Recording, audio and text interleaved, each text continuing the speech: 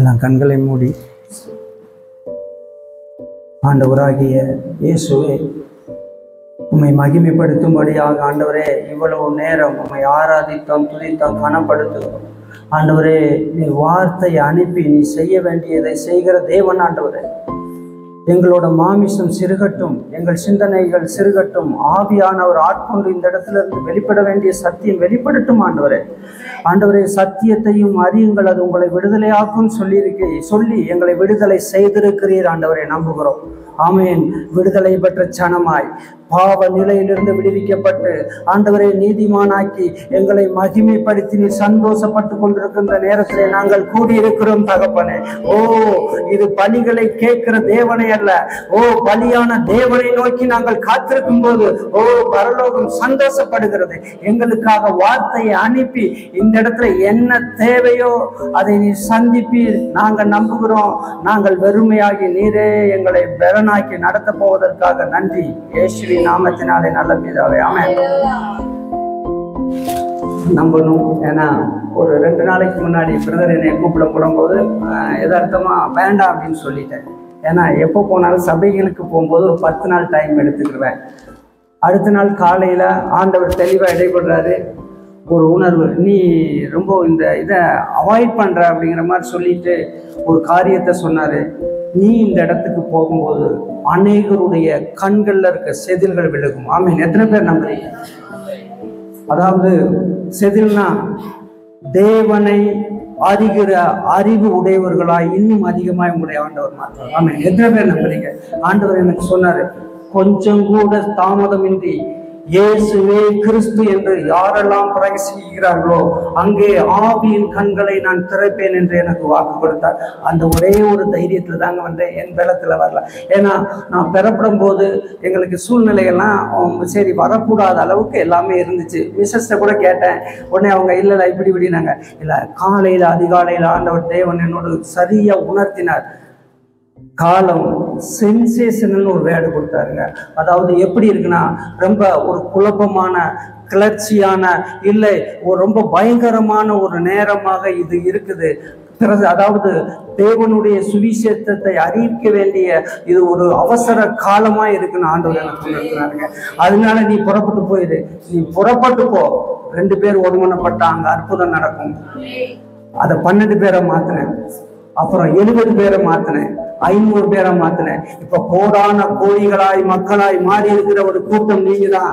அதனால எதுக்கும் கவலைப்பட வேண்டாம், எல்லாத்துக்குள்ளேயும் நான் இருக்கிறேன், இந்த கூட்டத்துக்குள்ளேயும் நான் இருக்கேன்னு சொன்னார். எத்தனை பேர் நம்புறீங்க? கை தட்டி மகிமைப்படுத்துங்க. ஆமென். ஏன்னா தேவனை நம்பி நமக்கு தாளந்து இல்லாம இருக்கலாங்க, இல்லாம ஏதாவது வழிமுறைகள் தெரியாம இருக்கலாம், இல்லாட்டி ஆராதிக்கிற முறைமைகள் கூட தெரியாம இருக்கலாம். இயேசு யாருன்னு தெரிஞ்சா போதுங்க. ஆமென். அது இருதயத்தை விசுவாசித்தா போதும். பரலோகம் இறங்கி வந்து உங்க தரித்திரத்தை நீக்குங்க. நோய் எவ்வளவு பெரிய நோய், மருத்துவர் கைவிட்ட நிலையில இருக்கலாம், இல்லைன்னா வாழ்கிற வாழ்க்கையில என்ன செய்வோம்ங்கிற நிலையில அப்படி ஒரு நிலைமை தெரியாம இருக்கலாம். ஆனா எந்த நிலையிலும் உதவி செய்கிற ஒருத்தர் உண்டு, அவர் இயேசுங்க. ஆமென். அவர் பக்கத்துல நீங்க வந்துட்டப்போ அந்த 2 மணி நேரம் அளவில்லாத எதிர்பார்ப்போட இருக்கணும். இந்த நேரத்துல ஆண்டவர் எனக்கு என்ன செய்வார், என்ன அவர் செய்ய காத்திருக்கிறார், அவரால் மாத்திரம்தான் இதுல எனக்கு செய்ய முடியும்னு நீங்க நம்பி காத்திருந்தீங்கன்னா நீங்க எதிர்பார்த்து வந்த ஒவ்வொரு காரியத்தையும் பரலோகம் இறங்கி வந்து உங்களுக்கு செய்ய முடியாததை செய்கிற ஒருத்தர் தாங்க இயேசு. ஆமென். அப்போ நான் ஜெபிச்சுட்டு இருந்தேன். ரொம்ப ஷார்ட்டா இருந்துச்சு எனக்கு டைம். எப்போதுமே நான் அதிகமா வேதத்தை வாசித்துட்டு வந்து எனக்கு தெளிவா வார்த்தை கிடைச்சா மட்டும்தான் போயிட்டு அங்க பிரசங்கிக்கு போவேன், இல்லாட்டி டைம் எடுத்துக்கிடுவேன். ஏன்னா நானும் ஆண்டவரோட பலத்துல தான் போகணும்னு வைராக்கியமா இருப்பேன். என்னோட சுயபலத்துல எங்காவது வந்துட்டு ஏதோ நான் கற்றுக்கொண்டதை வந்துட்டு பண்ணா நல்லா இருக்காதுன்றேன். ஆனா இந்த இடத்துக்கு வரும்போது ஆண்டவர் தத்ரூபமா என்கிட்ட பேசினேன், கொஞ்சமும் தாமதமின்றி போ. அப்ப என்ன அர்த்தம்னா, இங்கே உங்கள் மீது ஆண்டவர் அதிகமா அன்பு செலுத்துறான்னு அர்த்தம். இதை நம்புங்க, கையை தட்டி மகிமைப்படுத்துங்க. ஏன்னா தேவனுடைய அன்பு இருக்கும் போது, தேவனுடைய அன்பு எந்த இடத்துல நிறைவேற்ற நினைக்கிறாரோ கல்லை கொண்டு கூட பேசுவார்கள். ஆமென். கழுதையை கொண்டு கூட பேசுவார். ஆமென். பீலியாம் சாபத்துக்காக போயிட்டு இருக்கான். இல்ல நீ போகாத, அவர்கள் என்னுடைய ஜனம் என்று அங்கே தடை செய்ததை நம்ம பார்க்க முடியுது. அப்போ அவ்வளவு வல்லமையோடு நமக்கு இறங்கி வந்து அவர் ஆசீர்வதித்து நம்மளை பெடப்படுத்தி வாழ வைக்கிறாருங்க. அவர் ரத்தத்தால் கழுகி உங்களை கூப்பிட்டு இங்க அமர வச்சுட்டு ஏதாவது ஒரு குறைய வைக்கிற தேவை இல்லைங்க அவர். ஏன்னா உலகம் முழுவதும் அப்படிதாங்க இருக்கு. எத்தனையோ பேர் எங்கேயோ போயிட்டு எதையோ செலுத்தி அவங்கெல்லாம் எதையாவது ஒன்றை பெற்றுக்கொள்ளலாம் இருக்கும்போது அதெல்லாம் ஒன்றுமே நிறைவேற்ற முடியாத ஒரு சூழ்நிலையா இருக்கு. ஆனா அப்படி நம்ம இயேசு இருந்துட்டா அதுக்கு ஒரு கேள்விக்குறி இருக்குங்க. அதனாலதான் தேவன் ஆதியிலே இதை முழுமையாக பூரணப்படுத்தி இந்த நாமத்தை மறைமுகமாக வைத்திருந்தார். பிசாசின் ராஜ்யத்துக்கும் அந்தகார ராஜ்யத்துக்கும் பல லோகாதிபதிகளுக்கும் தெரியாத ஒரு நாமமாய் மறக்கி வெட்டப்பட்ட நாமம் இயேசு. ஆமென். அந்த நாமத்தை பரிசுத்த ஆவியை கொண்டு முழு பரலோக வல்லமையை கொண்டு இந்த நாட்களிலே தேவன் வெளிப்படுத்த வைராக்கியம் கொண்டிருக்கிறார். அதனால நமக்கு பெரிய சந்தோஷம். நம்ம பெரிய பாடுபட வேண்டியதில்லை. நீங்க ஏதாவது முயற்சி பண்ணி ஏதாவது ஒரு காரியத்தை செய்ய வேண்டியதில்லை. செருப்பெல்லாம் கழட்டி விட்டு பல மணி நேரம் நடக்க வேண்டிய அவசியம் இல்லை. இயேசு எனக்குள்ளே இருக்கிறார் என்று நீங்கள் நம்புவீர்களானால், இயேசு உங்களுக்குள்ளே இருக்கிறார் என்று நீங்கள் நம்புவீர்களா, எந்த இடத்துல போயிட்டு இயேசு நல்லவர்னு சொன்னீங்கன்னா அங்க அற்புதம் நடக்குங்க. அதே போல உங்க வீட்டுக்குள்ள நீங்க அவருக்கு இடம் கொடுத்து இயேசு நல்லவர் எனக்குள்ளே இருக்கிறார் நம்பிட்டீங்கன்னா போதும், நீங்க பரிசுத்தமாக்கப்படுவீர்கள். பரிசுத்தம் இல்லாமல் கர்த்தரிடத்துல ஒன்று பெற்றுக்கொள்ள முடியாதுன்னு வேதம் சொல்லுது. உண்மைதாங்க. ஆனா அதனாலதான் அந்த பரிசுத்தத்தை எந்த மனுஷர் கையிலையும் இல்ல போதிக்கிற யாரோட கையிலையும் கர்த்தர் கொடுக்காம அவர் கையிலே வைத்துக் கொண்டார். ஆமென். அதனால அந்த பரிசுத்தத்தை உங்களுக்கு கொடுத்திருக்கிறாரு. அதனால இந்த பூமியில எல்லாவித நன்மையும் பெற்றுக் கொள்கிற ஒரே ஒரு சாதியார்னா விசுவாசிகள். ஆமென். ஏன்னா அவர்களுக்குள்ள இயேசு இருக்கிறாருங்க. அப்போ இந்த பாக்கியத்தை நம்ம பெற்றிருக்கிறோம். இந்த பாக்கியத்தை பெற்றிருக்கிற நம்ம இங்க இருந்து இந்த பாக்கியமான இயேசுவை தேசத்துக்கு எடுத்துட்டு போகணுங்க. அதை தான் எனக்கு சொன்னாரு. அப்போ உங்களுக்கு கண்கள் திறக்கப்படுமானால், நீங்கள் தெளிவடைவீர்களானால், அநேகருக்கு இருளே இருக்க ஜனங்களுக்கு இந்த ஒளியாகி இயேசுவை எடுத்துக்கொண்டு போகும்படியாக ஆண்டவர் உங்களுக்கு ஒரு அழைப்பு வைக்கிறாருங்க. அப்போ எனக்கு சொன்னார், என்ன இந்த இடத்துல போயிட்டு என்ன நான் பிரசங்கிக்கணும் ஆண்டவரே, நான் வேதம் படிச்சிருக்கேன், இல்லை நீங்க என்னை பலப்படுத்திருக்கீங்க, குற்றுயிரும் கொலையுருமாய் வாழ்ந்து கொண்டிருந்த எங்களை கூப்பிட்டு பரிசுத்தப்படுத்தி நீதிமானாக்கி நீங்க ஆசீர்வதிச்சிருக்கிறீங்க, எல்லா விதத்திலும் உயர்த்தி வைத்து ஒரு நல் வாழ்க்கையை நித்திய ஜீவனை கூட கொடுத்து வச்சிருக்கீங்களே ஆண்டவரே, நான் இங்க போயிட்டு என்ன சொல்லுவேன் அப்படின்னு கேட்டேன். ஆண்டவர் சொன்னாரு, என்னையே சொல்லு. ஆமென். என்னையே சொல்லுன்னு சொன்னாருங்க. அவ்வளவுதான். இந்த இடத்துல அவரை என்ன சொன்னார்னா, யார் இந்த இயேசு அதைதான் சொல்ல சொன்னாருங்க. ஆமென். கையத்தட்டு மகிமைப்படுத்துவோம். அதாவது நான் ஏன் சாட்சியை சொன்னா அது உங்களை பூரணப்படுத்தாது. ஆனால் பரலோகம் திட்டமிட்டு ஒரு பூரணப்படுத்தி ஏற்ற வேளையிலே 2024 வருஷத்துக்கு முன்பாக பூமிக்கு பரலோகம் பிதாவின் தீர்மானத்தின்படி ஒருவர் அனுப்பப்பட்டார். அவர்தான் இயேசு. ஆமென். அப்ப அதான் சொல்லி அனுப்பினார். என்னங்க ஆண்டவரே, நான் இங்க வந்துட்டு யார் இந்த இயேசுன்னு சொன்னார்? எல்லாரும் வேதத்தை 10 வருஷம் 12 வருஷம் படிச்சிருப்பாங்க, இல்லை விசுவாசத்தோட அந்த நாமத்தை பயன்படுத்திட்டு இருப்பாங்க. இவங்கள்ட்ட வந்து யார் இந்த இயேசு அப்படின்னு கேட்டா என்ன நடக்கும்? நான் கிரியை செய்யணும்னு சொன்னார். ஆமென். இன்னைக்கு நம்ம எல்லாத்துக்கும் தேவை இந்த இயேசு யார் என்று உறுதியாக நாம் அறிந்து கொள்வது. அதற்குள்ளே தான் இந்த உலகத்தை ஜெயிக்கிற ஜெயம் இருக்குங்க. ரொம்ப சிம்பிளான மேட்ரு. அதாவது நமக்கு நிறைய தெரிஞ்சிருக்கலாம், சத்திய அறிவு இருக்கலாம், வரி வரியா வேதத்தை கற்றிருக்கலாம், வேத வரிகளை வைத்து ஜெபிக்கிறவர்களாய் இருக்கலாம். அந்த வேதத்திற்கும் தேவனுக்கும் என்ன தொடர்பு இருக்கு, அதுல இயேசு எங்கே எப்படி மறைமுகமாய் இருக்கிறார்கள் என்று கற்றுக்கொள்கிறீர்களோ அவர்களெல்லாம் ஆசீர்வதிக்கப்பட்டிருக்கிறார்கள். அவர்கள் பயன்படுத்தப்பட்டு கொண்டிருக்கிறார்கள். அந்த இயேசுவை உள்ளத்திலே வைத்து வாழ்வதற்கு, இல்ல அந்த இயேசுவை தனக்குள்ளே வைத்துக் கொண்டு வாழ்வதற்கு அவர் வெளிப்படுத்துகிறார். ஆமென். அவரை பற்றி வேதம் அதாவது சொல்லுகிறது. பல இடத்திலே பல எதிரான விஷயங்கள் நம்ம படிக்கப்படும் போது, வெளிப்பாடெல்லாம் வரும்போது உன்னை தூண்ல இருந்து நீக்கி போட்டுருவேன், உன்னை அழிச்சிருவேன், உன்னை கக்கி போட்டுருவேன்லாம் சொல்லுது. அப்ப எடுத்துட்டு நம்ம அந்த சத்தியத்தை வச்சு பயப்பட வேண்டிய அவசியம் இல்லை. ஏன்னா அந்த இடத்துல எல்லாம் இயேசு யார் என்று நீங்கள் நிதானித்து பார்த்தால் போதும். ஏன்னா எனக்கு இன்னைக்கு சொன்னேன், நான் யாருன்னு சொல்லணும். நான் யாருன்னு சொல்லுன்னு சொன்னார்னா அப்போ அவர் இங்கே அதை வெளிப்படுவார். நீங்க ஒருவேளை வசனம் படிக்கிறமெல்லாம் அது எதிராக இருக்கலாம். அதாவது உன்னை நான் அழிச்சு போட்டுருவேன், இல்லை அப்படி பண்ணிடுவேன், இப்படி பண்ணிடுவேன்னு சொல்ற இடத்துலலாம் நீங்க அது வேத வார்த்தையா மட்டும்தான் உங்களுக்கு புரியும். அந்த வார்த்தை குறித்து பயப்பட வேண்டாம். அங்க இயேசு யார் என்று நீங்கள் நிதானித்து பார்ப்பது அவசியமாக இருக்கிறது. யோவான் அந்த விஷயத்துல அப்படியே தியானிச்சு அப்படி பார்க்கிறப்போ இந்த விஷயம் இனிமேல் சபைகளுக்குள்ளே அதி சீக்கிரத்துல நடைபெற வேண்டியதா இருக்குன்னு சொல்லிட்டு அவருக்கு ஒரு வெளிப்பாடு கிடைக்குது.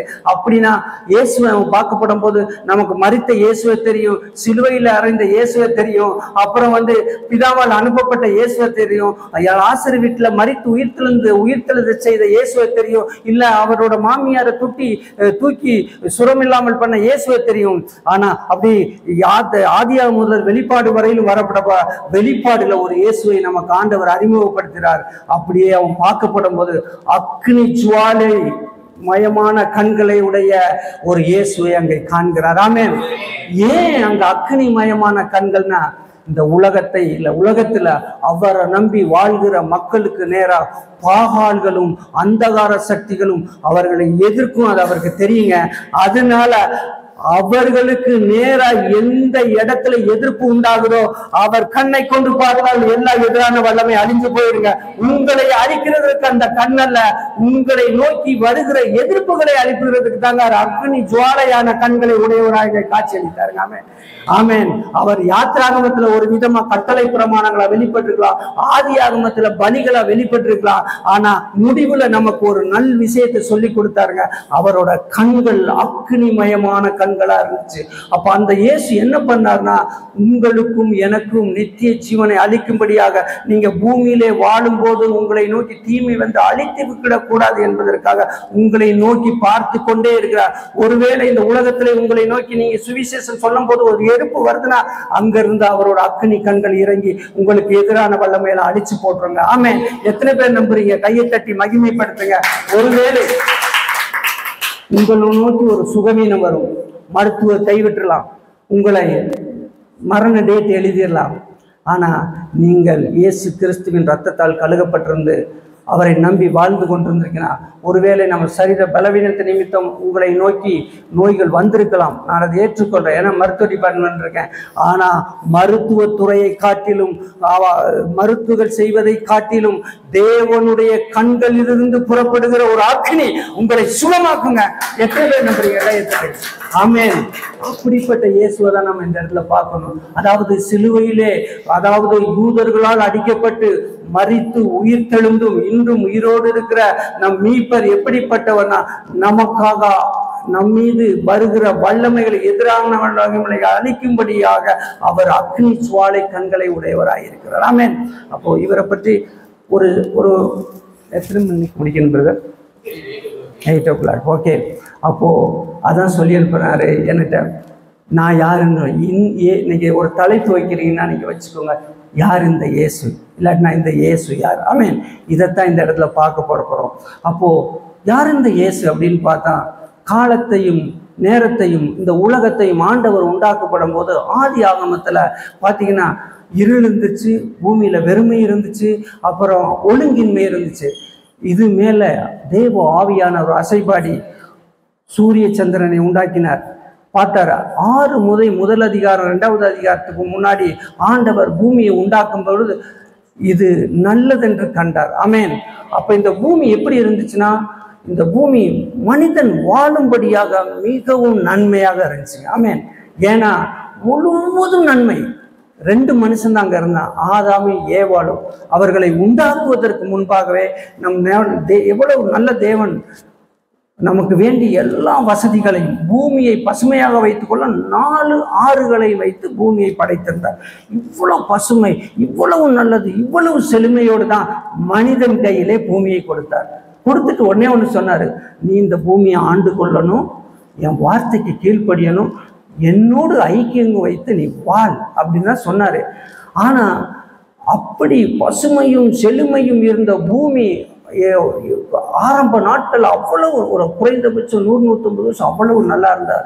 இந்த மனுஷன் நம்ம ஆதி தகப்பன் என்ன பண்ணார்னா, தேவ வார்த்தையை தள்ளி வைத்து விட்டு அதான் அவன் செய்த பாவங்க. இப்ப நீங்க பார்க்குற பாவம் பப்பு, இல்லாட்டினா பாரு, இல்லாட்டினா வேசித்தனம், விபச்சாரத்தனம் பாவத்தின் கிரிகைகளா இருக்குது. அது ஆக்ஷன். பாவம் என்பது தேவனுடைய வார்த்தையை மனுஷன் தள்ளி வைத்தது தாங்க. ஆமென். எத்தனை பேர் நம்புறீங்க? பாவம் தேவனுடைய வார்த்தையை தள்ளி வைத்தது தான் பாவம். அதனால பாவ மனுஷனாக மாறிட்டாங்க. தேவனுடைய வார்த்தையை வெளியேற்றிட்டான். என்ன பண்ணானா, பிசாசுக்கு இடம் கொடுத்து பிசாசுக்கு வார்த்தைக்கு செவி கொடுத்த போது பாவ நிலைக்கு மனுஷன் தள்ளப்பட்டார். ஜென்ம சுபாவமான உடையவனாய் மாறினான். அப்போ அதுக்கு முன்னாடி இருந்த அப்படியே பூமி அழகும் அப்படியே செழுமையும் கொடுமையும் நிறைந்து இதை ஆண்டு நீ அனுபவித்துக் கொள்ளுன்னு நல்ல சூழ்நிலையை கொடுத்தாரு. ஆனா இவன் என்ன பண்ணிட்டானா, தேவனுடைய வார்த்தையை தள்ளி, தேவனுடைய வார்த்தையாகிய கிறிஸ்துவை தள்ளி இவன் பாவ நிலைக்கு தள்ளப்பட்டான். அந்த நிலையிலிருந்து மனிதன் மீண்டும் ஒரு செகண்ட் லைஃப் வேண்டும் என்பதற்காக அனுப்பப்பட்டவர் தாங்க இயேசு. ஆமென். மனுஷனுக்கு ஒரு செகண்ட் லைஃப், ஒரு நித்திய ஜீவன், ஒரு பூரண வாழ்வு என்பதற்காக, பூரண வாழ்வை பெற்றுக்கொள்ளும்படியாக அனுப்பப்பட்ட ஒரே நபர், பரத்தில் வந்தவர் தாங்க இயேசு. அவரை பத்தி தான் நீங்க தெரிஞ்சு கொள்ள போறீங்க. ஒருவேளை நீங்க பூமியில அது அப்படியே ஒரு தாழ்வான நிலையில வாழ்ந்திருக்கலாம், இல்லாட்டினா வறுமையில வாழ்ந்திருக்கலாம். நிச்சயமா நீங்க சொல்ல முடியுங்க, வறுமையிலிருந்து விடுவித்து என்னை ஆண்டவர் ஆசீர்வதித்தார், எனக்கு ஒரு செகண்ட் லைஃப் கொடுத்திருக்கார் நீங்க சொல்ல முடியுங்க. ஒருவேளை நோயிலிருந்து, பாவத்திலிருந்து, சாபத்திலிருந்து நம்ம மாட்டி யார் என்னை விடுவிப்பார், என்னை வெளியே கொண்டு வருவாங்கன்னு நீங்க நினைச்சிட்டு வாழ்ந்து கொண்டிருக்கலாம். ஆனா உங்களுக்கு ஒரு செகண்ட் லைஃபை கொடுத்தவர் தாங்க அந்த இயேசு. ஆமென். ஆதியில அதைத்தாங்க ஆண்டவர் ரெடி பண்ணி வச்சாரு. எப்படின்னா, பரலோகம் ஒரு திட்டம் தீட்டுச்சு. இந்த மனுகுலம் பாவத்துல விழுகுன்னு ஆண்டவருக்கு தெரியும். மனுஷனை படைப்பதற்கு முன்பாகவே, கால தோற்றத்துக்கு முன்பாகவே இயேசுவை நமக்கு பரியாக பிதாவை ஏற்படுத்தி வச்சிருந்தார்கள். எத்தனை பேர் நம்புறீங்க? நம்ம பாவம் செய்வோம், பாவத்துல வீழ்வோம் என்று தெரிவதற்கு முன்பாக இந்த அன்புமிக்க அந்த பிதா என்ன பண்ணார், நம் பாவத்துக்காக ஒரு மெய்ப்பொருளாக ஏற்படுத்தப்பட்ட ஒருவர் தான் இயேசு. ஆமென். எத்தனை பேர் நம்புறீங்க? அவர் ஒருவனுக்குள்ளே வராது, அவர் வராமல் ஒருவனும் பாவத்திலிருந்து விடுதலை பெற்றுக் கொள்ள முடியாது. எத்தனை மணி நேரம் உலகாலும் நின்றாலும், எத்தனை மணி நேரம் செபித்தாலும் ஒருவர் அவனை விசுவாசிக்காமல் நீதிமானாய் மாற முடியாதுங்க. அப்போ அந்த இயேசுவை தாங்க நம்ம கொண்டு போய் சேர்க்கும்படியாக நமக்குள்ளே வந்திருக்கிறாருங்க. அப்போ அந்த ஆதியிலே அவர் என்ன பண்ணார்னா, பூரணப்படுத்தி வைத்திருந்தார். பூரணப்படுத்தி 6 நாளும் எல்லா மனிதன் வரை உண்டு பண்ணிட்டு 7ஆம் நாளை ஆண்டவர் பரிசுத்தமாக்கினார். ஒரு வார்த்தை இருக்குங்க, அதனுடைய அர்த்தம் என்ன தெரியுங்களா? பரிசுத்தம் என்றால் இயேசு. ஆமென்.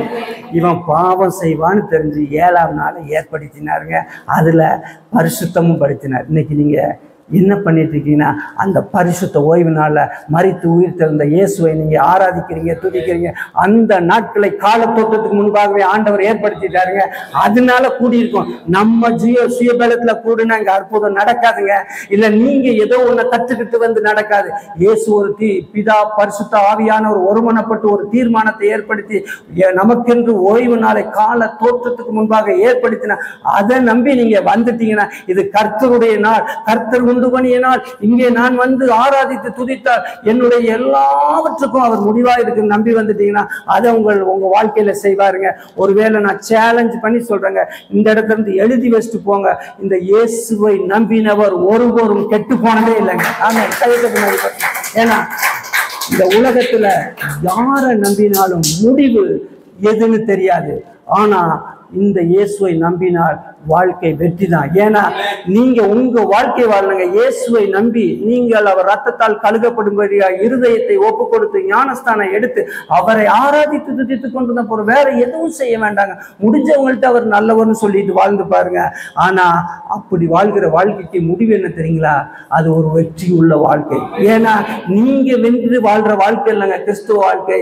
அவர் சிலுவையிலே எல்லா பிசாசையும் அந்தகார சக்திகளையும் பாதாளத்தின் வாசலையும் மரணத்தையும் ஜெயித்து உயிர்த்தெழுந்து அந்த வாழ்க்கையை உங்களுக்கு பங்களித்திருக்காருங்க.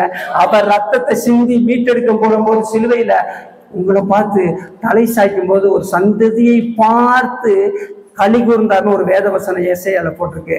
அப்போ நீங்களாம் அவர் ரத்தத்தால் கழுகப்பட்டு இன்னைக்கு ஆராதித்து இருப்பீங்கன்னு அன்னைக்கே அவருக்கு தெரியுங்க. ஆமென். அதனால நீங்க அவரோட சந்ததி.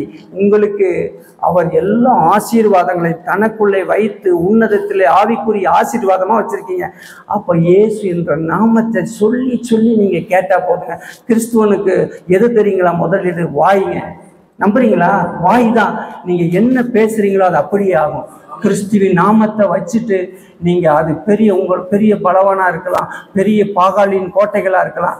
ஆனா நீங்க இயேசுவை நம்பி உங்க வாயை பயன்படுத்தி இந்த வல்லமை இயேசுவின் நாமத்தினாலே அழிக்கப்படும்னா, ஆண்டவர் சொன்னார் எனக்கு இன்னைக்கு இது ஒரு சென்சேஷனல் டைம் அப்படின்னு சொன்னார். உங்களுக்கு நான் சொல்றேன் தீர்க்கமா, அதாவது ஒரு கலக்கம் கொடுக்கிற நாட்கள், ஒரு கிளர்ச்சியை உண்டு பண்ணுகிற நாள் இதுன்னு நீங்க நம்புனீங்கன்னா, இயேசுவின் நாமத்தை பயன்படுத்தி யாராருக்கு விடுதலை தேவன்னு நீங்க ஜெபிக்கிறீங்களோ ஒரு புரட்சி உண்டாகுங்க இயேசுவின் நாமத்தினால.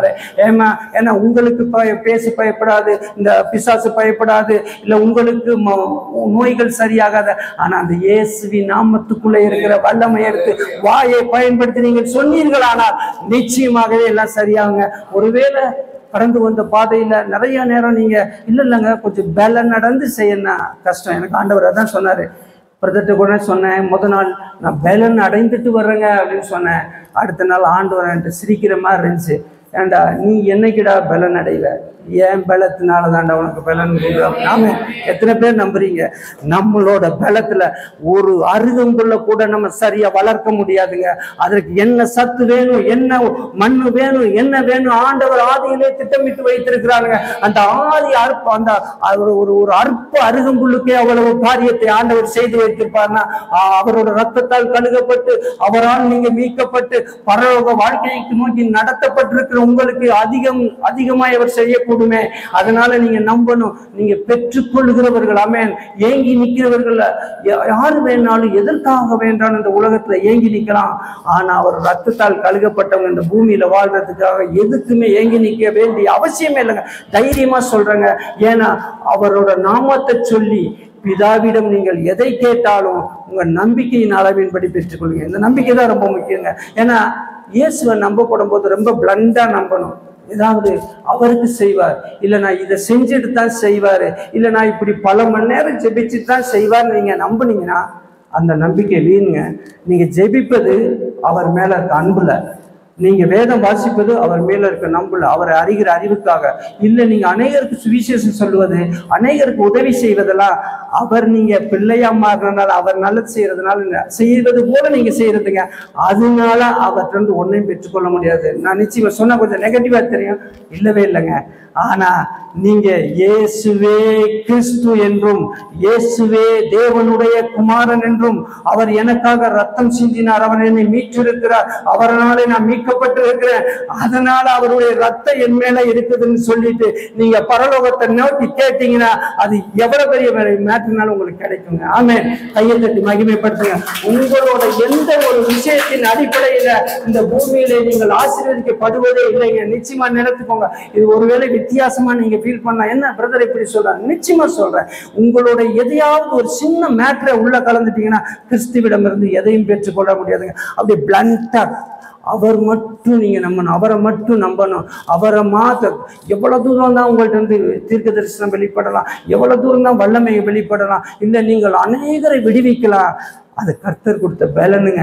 ஆனா நீங்க தனிச்சிருக்கும் போது அவரை உயர்த்தி உயர்த்தி அவரால் அவரால் அவரால் அவரால் அவரை மாத்திரம் அந்த பரலோகம் நமக்கு முக்கியமா படுத்தியிருக்கு. நீங்க நம்பி ஒரு காரியத்தை கேட்பீர்களானால் இந்த பகுதியில உங்களை பற்றி அநேகர் சாட்சி சொல்லுவாங்க. நான் தீர்க்க தரிசனமா சொல்றேன், நீங்க உங்களோட பலத்துல போகாம அந்த யார் அந்த இயேசு அப்படிங்கிற ஒரே நோக்கத்துல நீங்க தேடி ஆராய்ச்சி பண்ணி வேதத்துல இருந்து விஷயத்தை எடுத்துட்டு எங்கெல்லாம் போயிட்டு நிக்கிறீங்களோ உங்களை பார்த்து அநேக பிசாசுகளை கலக்கமடைங்க, அநேக மனிதர்கள் பார்த்து ஆச்சரியம் அடைகிறார். நான் ஒருவேளை யதார்த்தமா பேசின மாதிரி இருக்கலாம், வேதத்துல ஆண்டவர் பல மணி நேரம் தியானித்து எழுதி வைக்கும்படி எனக்கு டைம் கொடுத்தாரு.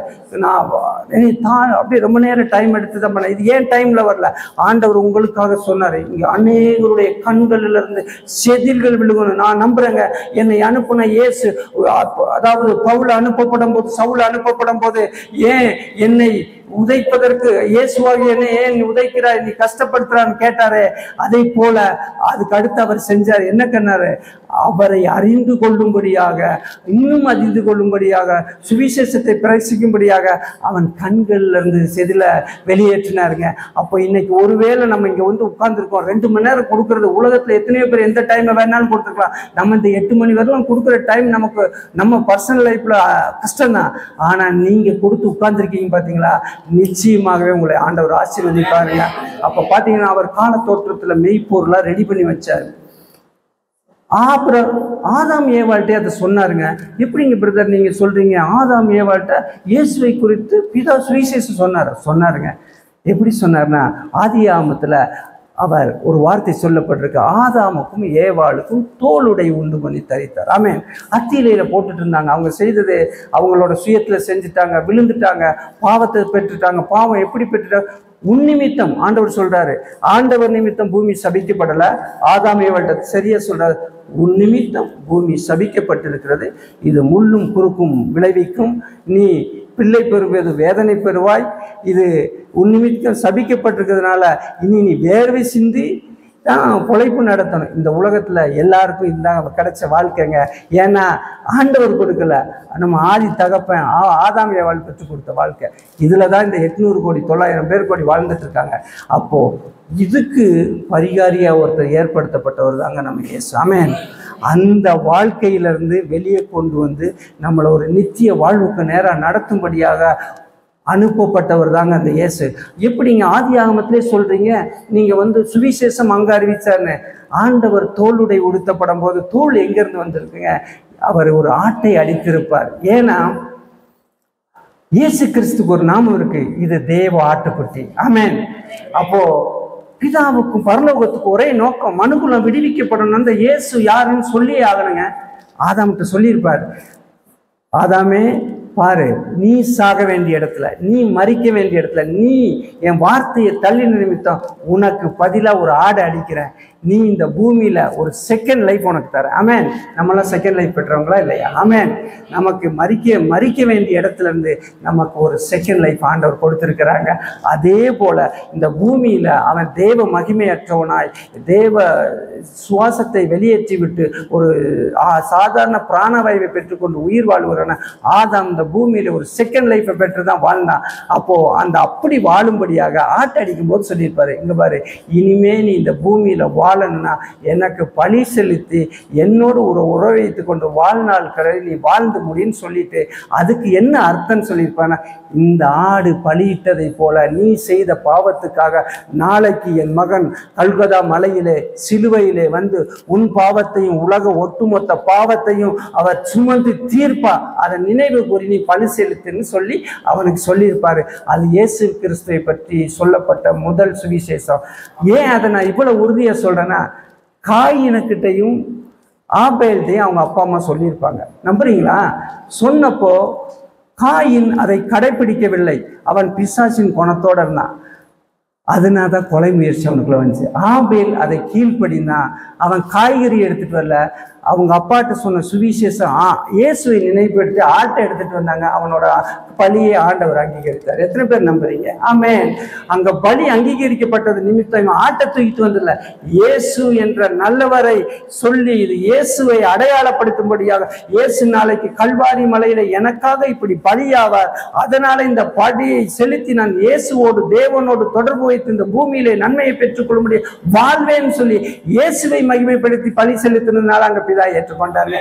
ஆட்டை ஏற்றுக்கொள்ளல, ஆட்டோட ரத்தத்தை ஏற்றுக்கொள்ள, அதுக்குள்ள அவன் இருதயத்துல என்ன இருக்குன்னு பார்த்தாரு, இயேசு இருந்தார். ஆமென்.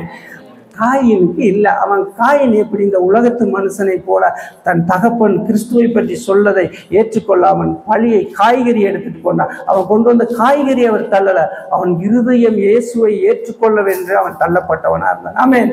அப்படி இந்த உலகத்திலே வாழ்ந்த நம்மளை அப்புறம் அதுக்கடுத்து நோவாவை தெரிந்து கொண்டார். நோவாவிட்ட ஒரு வார்த்தை சொல்லப்பட்டு, நோவாவுக்கு பாவ சந்ததியிலே அவன் மீது கர்த்தருடைய கண்களிலே தயவு கிடைச்சிச்சுங்க. ஆமென்.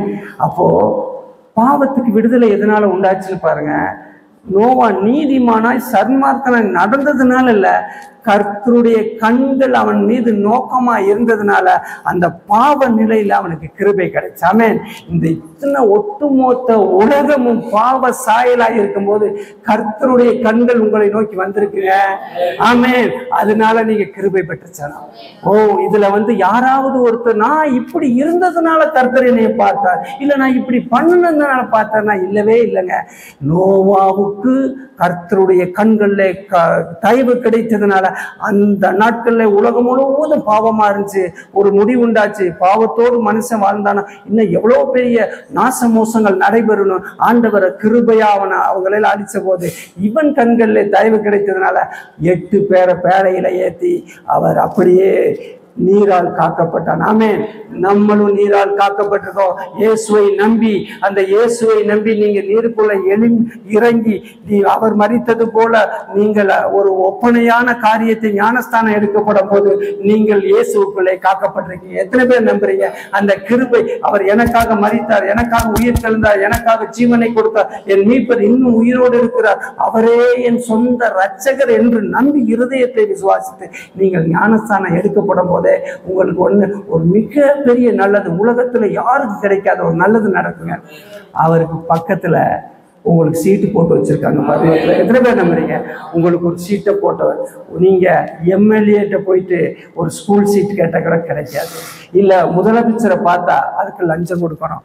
எதையுமே கொடுக்காமல் அந்த விலையேறப்பட்ட பரலோகத்தை ராஜ்யத்தை பெற்று தந்த பரலோக வாழ்வை பெற்று தந்த ஒரே நாமம் இயேசுங்க. அவரை தாங்க தொழுகிறீங்க. வேற நம்ம தொழுகிறதுக்கு வேற எந்த காரணம் வேண்டாம். முடிவு அநேகருக்கு, இயேசுவை அறியாதவருக்கு இல்ல அந்த தூதர்களுக்கு பாதாள வாசல் திறந்திருக்கு. ஆனா உங்களுக்கு ஒரு நோக்கம் இருக்குங்க. அதாவது நீங்க 2ஆம் மரணத்தை சந்திப்பதே இல்லை. வேதம் சொல்லுகிறது வெளிப்பாடுல ஆண்டவரை விசுவாசித்து வாழ்கிறவர்களுக்கு ஒரே ஒரு நம்பிக்கை, ஒரே ஒரு சந்தோஷம். இந்த பூமியில ஏற்றத்தாழ்வோடு உலகத்தோடு போராடி இல்ல குறை நிறைவோடு வாழலாம், அது உங்களோட தகுதி. ஆனா ஒரு நிறைவான வாழ்க்கை, நித்திய ஜீவனை ஏற்படுத்தி வைத்து விட்டுதாங்க உங்க ரத்தத்தால கழுகினார். ஆமென். நீங்க ரத்தத்தால கழுகப்பட்டிருந்த ஒரே ஒரு டோக்கன் இருந்தா போதுங்க. அவரை நம்பி வாழ்கிற இருதயம் இருந்தா போதுங்க. அவரை ஏற்றுக்கொண்டு அவர் சொன்னபடி கொஞ்சம் கடந்து போக, உலக என்னை நெருக்கலாம், இல்ல வறுமை என்னை கூட ஒருவேளை மேற்கொள்ள பார்க்கலாம். ஆனா அப்படி எல்லாம் மேற்கொண்டு இருந்தா கூட ஒருவேளை நீங்க நினைச்ச வறுமையை ஜெயிச்சிடலாம். அந்த உலகத்துல நிச்சயமா சொல்றேன், நோயை ஜெயிச்சிடலாம், அது உங்க கையில இருக்கு. ஆனா நித்திய வாழ்வு கர்த்தரோட கையில இருக்கு. எத்தனை பேர் கையில மகிமைப்படுத்துங்க. அவர் உங்களுக்கு நித்திய வாழ்வை ரெடி பண்ணி வச்சுட்டு தாங்க உங்களை அழைத்தாரு. அதான் சொன்னார். அவர் மரித்து உயிர் திறந்து போகும்போது சிஸ்டரை பார்த்து சொன்னாரு, எல்லாம் நினைச்சுக்கோங்க, நான் போறேன்னு கவலைப்படாதீங்க, அங்க ஒரு வீடை ஏற்படுத்திருக்கேன் உங்களுக்குலாம். ஆமென். நமக்கெல்லாம் அங்கே ஒரு வீடு ரெடியாக இருக்குங்க. நீங்கள் ஊழியத்தை செய்கிறீங்களா, நீங்கள் பணம் செலவு பண்ணுறீங்களா, ஆண்டவருக்காக நீங்கள் காணி கொடுக்குறீங்களா, ஒன்றும் கவலைப்பட வேண்டாம். நீங்கள் விலை கொடுத்து வாங்க முடியாத ஒரு நித்திய வாழ்வுக்காக அழைக்கப்பட்டிருக்கீங்க. நீங்கள் அதுக்காக ரெடி பண்ணப்பட்டு தாங்க. நீங்கள் எல்லாமே ரெடி பண்ணி இங்கே அப்படியே கோடி கோடியா வச்சிருக்கவனு கூட கேள்விக்குறி இருக்கு. இயேசு இல்லாட்டினா அவனுக்கு நித்திய வாழ்வு இல்லைங்க.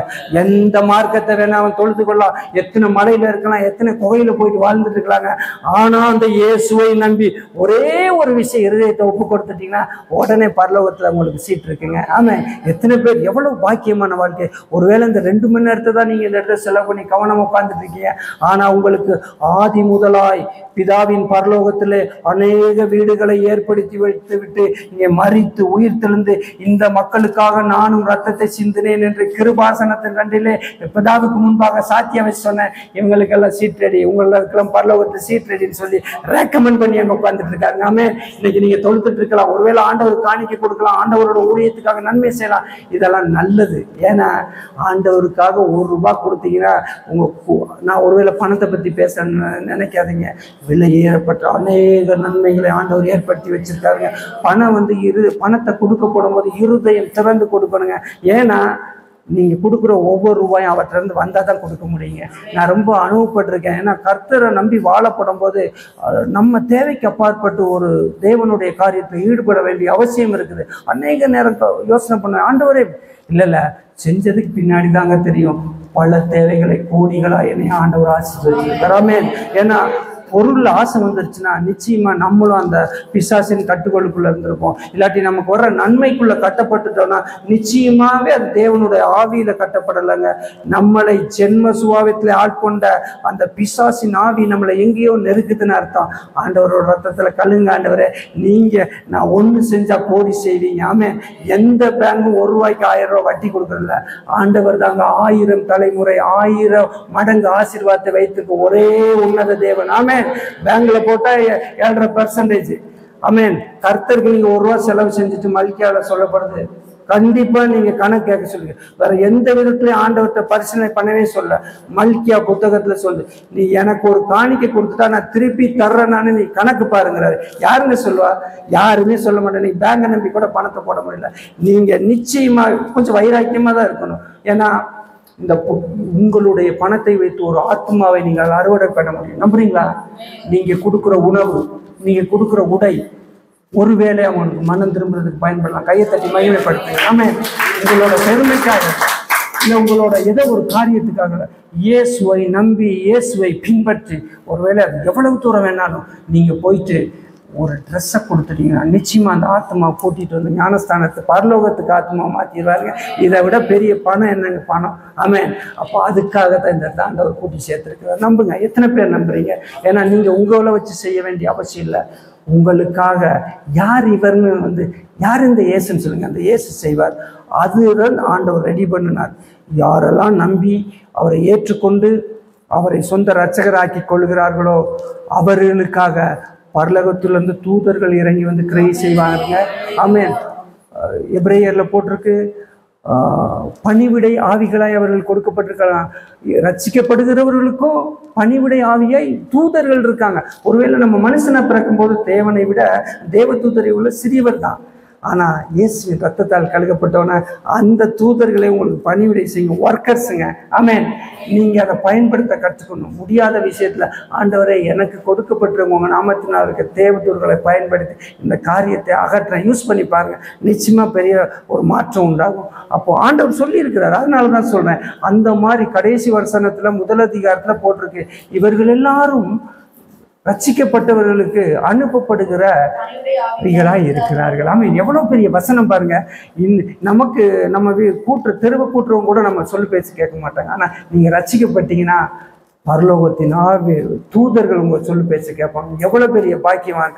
நீங்க பயன்படுத்த கத்துக்கணும். எல்லாமே நம்ம கிறிஸ்துவை பயன்படுத்துகிறவர்களா இருக்கணும். அதாங்க இந்த சிறு கூட்டத்தில் ஆண்டவர் சொல்லி அனுப்பினாரு. 2 பேரை அனுப்பினேன், 12 பேர் சீசர்களாக மாட்டேன், 12 பேரை 70 பேரை மாட்டேன், 70 பேரை 500 பேரை மாட்டேன். இந்த 500 பேரை கொண்டு இத்தனை கோடி மக்களையும் சுவிசேஷத்தை கேட்கும்படியாக அனுப்பி இன்னைக்கு ஒரு தேவனுக்காக ஒரு பெரிய கோடான கோடி மக்கள் எழும்பி நின்றுட்டாங்கங்க. அப்போ இந்த இடத்துல இருந்து இன்னைக்கு எத்தனை பேர் இருக்கும்? உங்கள் கோடிகளை நீங்க ஆத்மாவை அறுவடை பண்ண முடியும். கையை தட்டி மகிமைப்படுத்தலாம். அப்போ அதுக்காக கொடுக்கப்பட்ட நாமம் தாங்க அந்த இயேசு. ஒருவேளை டைம் ரொம்ப ஷார்ட்டாக இருக்கிறதுனால சொல்லி முடிச்சுறேன். கிருபையாய் நோவாட்ட வெளிப்பட்டவர், ராஜாக்கள் நியாயாதிபதிகள் எல்லா இடத்துலையும் வெளிப்பட்டவர், மல்கியாவுக்கு பின்னாடி அவரே திட்டமும் தீர்மானமாய் பரத்திலிருந்து கன்னி மரியாளின் வயிற்றிலே மனித உதவியின்றி தேவ வல்லமையால் பிறந்தார். அவருடைய நாமம் இயேசு. ஆமென். அவர் பிறக்கப்படும் போது இயேசுக்கு ஒரு விளக்கம் கொடுத்தாரு. நான் நம்மோடு இருக்கிறார். ஏசு இம்மானுவேலாய் நம்மோடு இருக்கிறார். அவ்வளவுதாங்க.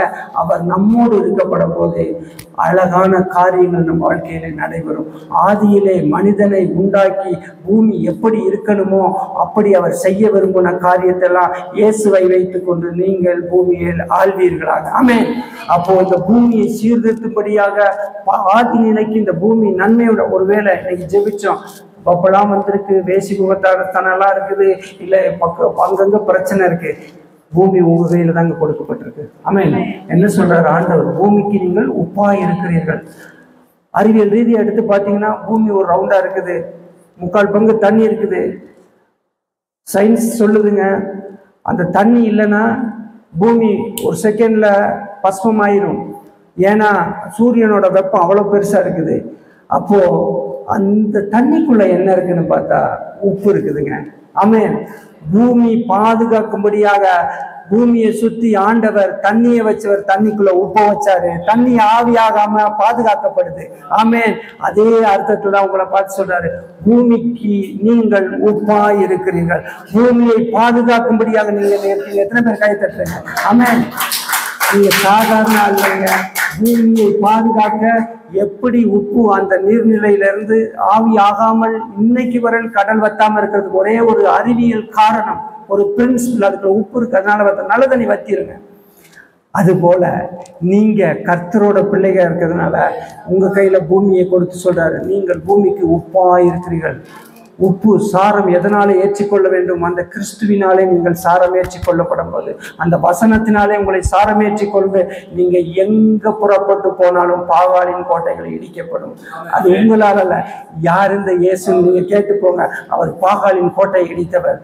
பல பேரை மாத்திரம் பூமி ஒட்டு மொத்தத்தை தன் சனமாக்க தீர்மானித்து கொண்டவர் வந்தவர். எந்த மதத்தின் அடிப்படையிலோ எந்த ஜாதியின் அடிப்படையில், அவர் ஆதியிலே மனிதனை தனக்காக படைத்தவர். ஆமென். எல்லா சனமும் தேவனுடைய ஜனம்.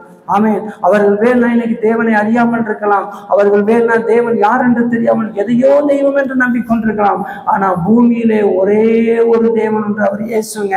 ஆமென். அவர் திரித்துவமாய் இருக்கிறார். பிதா, குமாரன், பரிசுத்த ஆவியார் இருக்கு. அவரை தாங்க இப்ப பேசணும். இன்னும் காலங்கள் இருக்கிறது, நிறைய நம்ம அதை பற்றி பேசலாம். ஆனால் உறுதியாக சொல்லுகிறேன், உங்களையும் என்னையும் ரட்சிக்க வந்து தன் ரத்தத்தையே முற்றிலுமாக சிந்த ஒருவர் தன்னை தீர்மானித்து தம்மை தாமே ஒப்பு கொடுத்த ஒரே நாமம் இயேசு. அவரை தான் தொழுது கொள்றீங்க, அவரை தான் துதிக்கிறீங்க, அவரை தான் கனப்படுத்துறீங்க. ஒரு கிட்னி தன் தகப்பனுக்கோ தன் பிள்ளைக்கோ தேவைன்னு கேட்டா கூட இன்னைக்கு பயப்படுற உறவுகளே இருக்கிற நேரத்துல உயிரையே நமக்காக கொடுத்த ஒருவர் உண்டு, அவர் இயேசுங்க. அவர் கொடுத்தது போல யாரும் கொடுக்கவே இல்லைங்க. அதனால நீங்க மனவிட்டு சந்தோஷமா இனிமே இந்த இடத்துல ஆராதிச்சீங்கன்னா சந்தோஷமா ஆராதிங்க, சந்தோஷமா கனப்படுத்துங்க. உங்களை ஆண்டவர் ஆசீர்வதிப்பார். எத்தனை பேர் நம்புறீங்க? கர்த்தர் இருக்கும்போது நம்ம எதை குறித்து கவலைப்படவில்லை. ஏன்னா பிறந்த உடனே அவர் பேரை இங்க நமக்கு வச்சாருங்க, இம்மானுவேல், இயேசு நம்மோடு இருக்கிறார். கை தட்டி சொல்லுங்க, வாய் விட்டு சொல்லுங்க, இம்மானுவேல், இயேசு என்னோடு இருக்கிறார். ஆமென். அதனால எதை குறித்து நம்ம கவலைப்படவே இல்லை. அவர் ஒருத்தரை வச்சுட்டு உலகத்தை ஜெயிச்சலாம். அதுக்கு நம்மளோட முதலீடு வாய்ங்க, முடிவு பண்ணிக்கோங்க. இயேசுவே கிறிஸ்துவே எனக்கு ரட்சகர் நீங்க சொல்லிட்டு உங்க வாழ்க்கையில டெய்லி உங்க லைஃப்பை மூவ் பண்ணி பாருங்க. வேறு வித லைஃபுங்க. நம்மளை பார்த்தாண்டு இது வேற ஜாதி சொல்றாங்க. ராஜாக்களும் பிரபுக்களும் பார்த்து இஸ்ரவேல் பிறப்பிட்டு வரும்போது இது வேறு வித ஜாதியா இருக்குது அறிவிக்க பண்ணாங்க. அதுக்கு ஒரே ஒரு காரணம், அடிமைத்தனமாய் இருந்து விடுதலை வெளியே வந்தவர்கள் மத்தியிலே கூட இருந்தவர் கர்த்தர் சர்வ வல்லமை இருந்த தேவன். அதனாலதாங்க ராஜாக்களும் பிரபுக்களும் பார்த்து அவங்களை பண்ணாங்க, இது வேற ஜாதியா இருக்குன்னு சொன்னாங்க. நம்ம வேற ஜாதிங்க, தேவனுடைய ஜாதி, இயேசு கிறிஸ்துவின் பிள்ளைகள். கையை தட்டி மகிமைப்படுத்துங்க. இன்னும் இவரை குறித்து அறிந்து கொள்ள அநேக நம்ம கற்றுக்கொள்ளலாம், நேரம் போடல. கையை தட்டி மகிமைப்படுத்துங்க. இயேசுவின் நாமத்தினாலே உங்களை ஆசீர்வதிக்கிறேன். ஸோ அழகான எக்ஸ்பிளனேஷன் ஆண்டவர் அவர் மூலியமா நமக்கு நிறைய காரியங்களை வெளிப்படுத்தியிருக்கிறார். ஸோ இயேசு எதுக்காக இந்த பூமிக்கு வந்தார்? நம்முடைய பாவங்களை மன்னித்து is giving us back second life, ரெண்டாவது வாழ்க்கையை நமக்கு எல்லாருக்குமே உலகத்தில் இருக்க எல்லாருக்குமே ரெண்டாவது வாழ்க்கை, இயேசு இணைந்து வாழ்க்கிற வாழ்க்கை. அது அவருடைய சொன்ன மாதிரி பக்கத்துல சீட் போட்டு நமக்காக ரெடியா வைத்திருக்கிறார். நாம் அனைவரும் தேவனுடைய சித்தத்தையும் தேவனுடைய ராஜ்யத்தையும் கட்டுவதற்காக ஓடும். அதுதான் நான் இன்னைக்கும் அங்க பேசிட்டு இருக்கேன். ஸோ இந்த தேவனுடைய அன்புக்குள்ள எப்படி அவருடைய அன்பை இன்னும் பெற்றுக்கொள்ளும் போது இன்னைக்கு அங்க பேசின வார்த்தை தான் இங்கேயும் அதே ஞாபகப்படுத்துறாரு. ஜபத்தை குறித்து பேசுகிறார். அப்போ ஞானஸ்தானம் முக்கியம். ஆண்டவர் நம்ம வாழ்க்கையில வந்துட்டார், அற்புதங்கள் செய்துட்டார், உடனடியா அவர் என்ன சொன்னாரோ அதை செஞ்சிருக்கார். பழையவைகள் எல்லாம் ஒழிந்து போய் எல்லாம் புதிதாய் கிறிஸ்துவுக்குள் மாறி அப்படி நம்ம ஆண்டவரை முழுமையா ஏற்றுக்கொண்டு வாழும் கர்த்தர் நம்ம ஒவ்வொரு பகுதியிலையும் ஆசீர்வாதமா. நான் இன்னைக்கு கூட சொல்றேன், நமக்கு வருகிற வியாதி இதெல்லாம் என்ன அப்படின்னா எடுத்து போடுறதுக்கு 2 செகண்ட்ஸ் தான் ஆகும். என்ன நம்ம செய்யணுமோ அதை செஞ்சிடணும். அது பிடிக்கலையா தூக்கி போட்டு போயிட்டே இருக்கு. அவ்வளோதான். சிம்பிளான வாழ்க்கை தான். போராட்டமாக இருக்கும். பட் அந்த போராட்டத்துக்கு தான் தேவன் நமக்கு பலனை கொடுத்தாரு. கர்த்தர் நம்மளோட பிரதரை வைத்து பேசுனதுக்காக நம்ம கர்த்தரை ஸ்தோத்திரிப்போம். நம்ம மத்தியில் பாஸ்டர் டேவிட் ஐயா. கர்த்தர் நல்லவர், அவர் கிருபை என்றும் உள்ளது. நேற்று ஈவினிங் ஒரு 8 o'clock ப்ரேயரில் கூட நம்ம செகண்ட் லைஃப்பை பற்றி தான் பேசணும். எத்தனை பேருக்கு ஞாபகம் இருக்குது? இன்றைக்கி அது செகண்டாக கன்ஃபர்மேஷன் நமக்கு வந்திருக்கு இல்லையா? இன்றைக்கி வந்து you're going to the next level. இன்னிலேருந்து அடுத்த லெவலுக்கு போகிறோம். ஆண்டவர் நம்மளோட கூட இருக்கிறார். இதில் என்ன ஒரு சந்தோஷமான விஷயம்னா, ஆவியானவர் எல்லாத்தையும் ஒன்றா இணைக்கிறார். அதாவது நான் ஒன்று பேசி, பிரதர் ஒன்று பேசி, சலீம் ஒன்று பேசுறது கிடையாதுங்க. எல்லாரும் ஒன்றா இருக்கிறதுனால, ஆவியானவர் எல்லாத்தையும் ஒன்றா இணைச்சதுனால அது எப்படி இருக்குன்னா, எல்லாத்துடைய வார்த்தையும் ஒரே மாதிரி தான் இருக்கு. எங்கேயுமே குறைவில்லை, எந்த இடத்துலையும் ஜாஸ்தி இல்லை. எல்லாம் கரெக்டாக பர்ஃபெக்டாக ஆண்டவர் எல்லாம் செஞ்சிட்ருக்காரு. நாங்கள் ஆரம்பத்தை ஸ்டார்ட் பண்ணும்போது நம்ம குடும்பம் மாத்திரம்தான் இருந்துச்சு. நம்ம கை வச்சு ஜெபிக்கலாம், இந்த இடம் நிரம்புன்னு சொல்லி ஜெபிச்சோம். இந்த 4 மாசத்துல இந்த இடம் நிரம்பிடுச்சு. இன்னும் கொஞ்ச நாட்கள்ல இந்த இடத்த விட்டு வேற இடத்துக்கு போவோம்னு சொல்லி நம்ம விசுவாசிக்கணும். அதுதான் செகண்ட் லைஃப். இங்கிருந்து நம்ம நெக்ஸ்ட் லெவலுக்கு போறோம். கர்த்தர் நல்லவர், அவர் கிருபை என்றும் உள்ளது. தேவன் இன்னைக்கு இந்த இயேசு யார் அப்படின்னா, ஒரு பிரதர் அழகா தெளிவா பியூட்டிஃபுல்லா இன்னைக்கு நமக்கு ஒரு லெசன் மாதிரி எடுத்து புரிய வச்சார் இல்லையா? அந்த இயேசுவை பற்றி கொள்ளுவோம். நம்ம உலகத்துக்குள்ள கடந்து போகும்பொழுது அநேக பாடுகள் வரும், சோதனைகள் வரும். அப்பெல்லாம் நினைவு வரணும், இந்த இயேசு யார், அவர் எங்க இருக்கார், நம்மளோடு கூட இருக்கார், நமக்குள்ள இருக்கிறார். அதை நினைச்சுப்போம், ஜெபிப்போம். எங்களை அதிகமாக நேசிக்கிறீங்களான்ற ஒரு ஆகிய இயேசு கிறிஸ்துவே ஸ்தோத்தரிக்கிறோம், துதிக்கிறோம். இயேசு யார் கர்த்தாவே நாங்கள் கற்றுக்கொண்டோம். ஆண்டவரே, எங்களுக்கு எல்லாத்துக்கும் செகண்ட் லைஃப் கொடுத்துருக்கிறீங்க.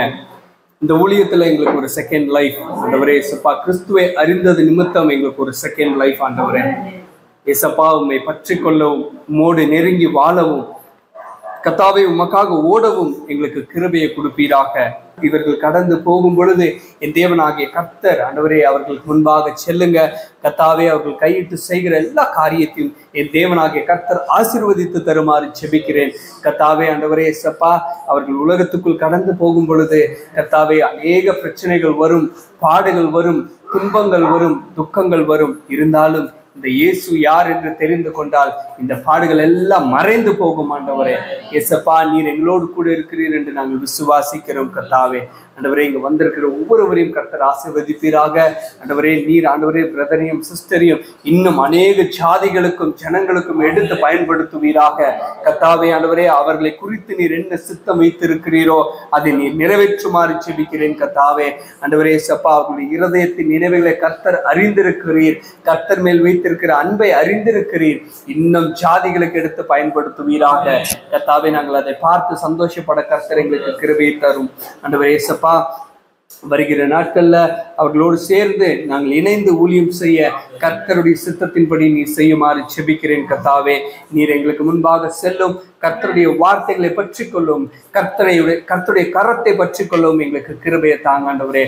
வழி விலகி போகாதபடிக்கு என் தேவனாகிய கர்த்தருடைய வழியில் கடந்து செல்ல எங்களுக்கு தைரியத்தையும் பாக்கியத்தையும் தருமாறு ஜெபிக்கிறேன். கர்த்தாவே, நீர் எங்களோடு கூட வாரும் ஆண்டவரே.